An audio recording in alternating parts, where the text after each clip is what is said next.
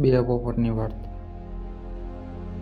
એક જંગલમાં એક મોટું ઝાડ હતું, જેના પર એક પોપટ અને પોપટી રહેતા હતા. તેમના બે નાના નાના બચ્ચા હતા.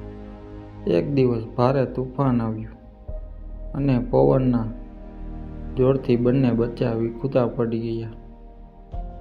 અલગ અલગ સંગત.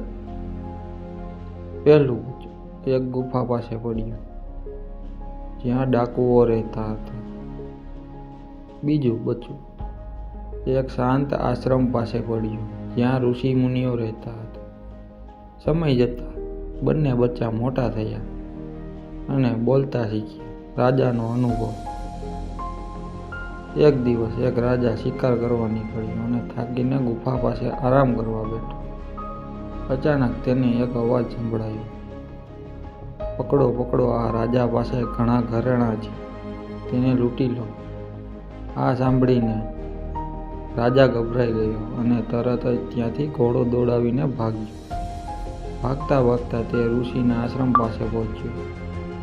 ત્યાં અચાનક એક પોપટ બેઠો હતો. રાજાને જોતા જ તે પોપટ મીઠા અવાજે બોલ્યો, પધારો, રાજાના આશ્રમમાં તમારું સ્વાગત છે. અંદર બેસો, પાણી પીઓ અને આરામ કરો. સાચું કારણ. રાજા આશ્રમ ચકિત થઈ ગયો.